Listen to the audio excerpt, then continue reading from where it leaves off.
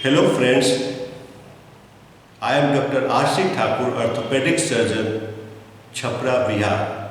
Today I am going to present my innovative work named Dr. Thakur Innovative Technique of Suprapatellar Nailing of Tibia.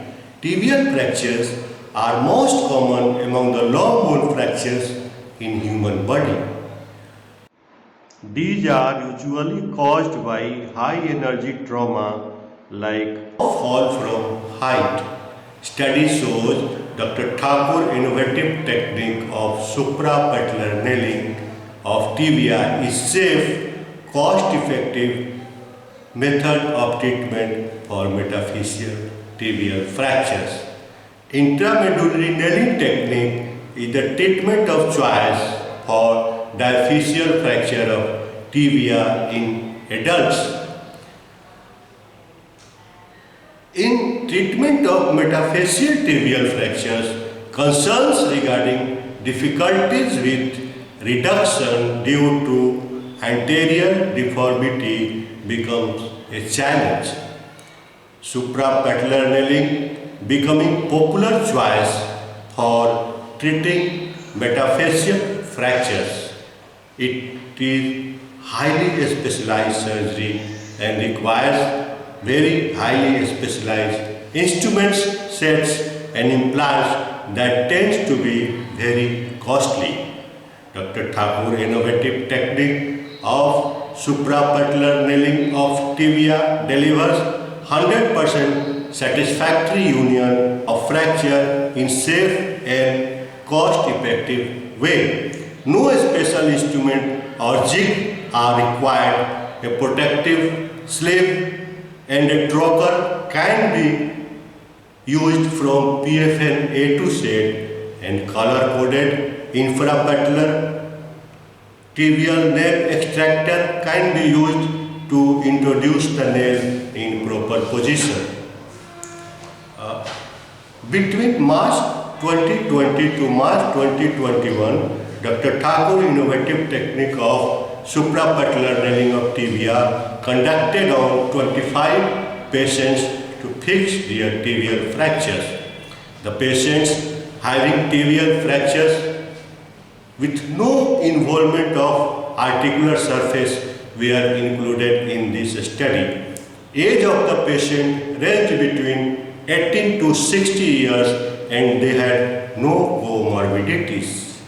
All surgery were performed after an average of 5.5 days, the range being 3 to 12 days after accident. 2.5 millimeter K wire used as a blocking wire to improve nailing of proximal tibial fractures. The tibial fractures of all the patients was fixed by Dr. Thakur innovative technique of suprapatellar nailing of tibia. This is the flow diagram how Dr. Thakur innovative technique of suprapatellar nailing of tibia done. It is done in semi-extended position, about 20 degree of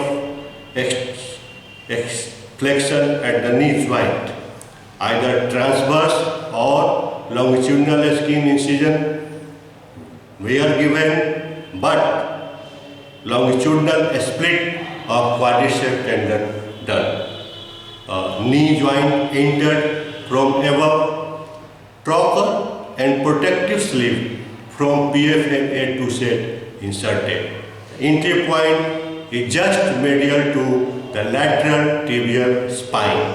The guide wire, first malleable guide wire, were introduced after serial reaming, fracture reduction and confirmed by fluoroscopy, mounting of the nail with appropriate size over the color-coded tibial nail extractor done.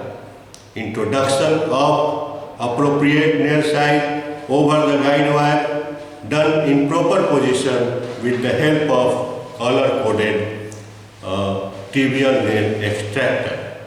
locking both proximal and distal done by freehand technique. No jig were used. Wash and repair of quadriceps tendon done and closure done.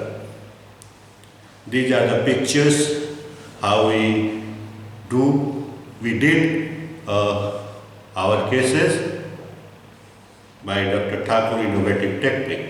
These are the instruments: the color-coded tibial nail extractor, protective sleeve from PF and A2 set, trocar and malleable guide wire, and stout and hard guide wire. Reamer, these are the passage of sleeve, trocar and hard guide wire in the retropatellar space in AP and lateral view. Passage of reamer over the guide wire after percutaneous reduction with the reduction forceps in AP view, and this is in lateral view. Nail entry over the guide wire and nail entry in distal fragment in AP view.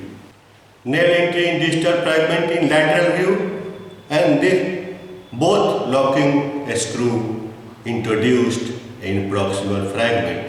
In AP and lateral view, all the 3 screws introduced in distal fragment by freehand technique. This is the clinical picture. Proximal locking done by freehand technique. Post-operative follow-up steps. First post-operative day, passive flexion and extension of the knee and ankle joint done. Third post-operative day, active flexion and extension at the knee joint and ankle joint done. 10th post-operative day, patient started walking with the help of walker, non-weight bearing. 6 to 8 weeks post-op, we started partial weight bearing.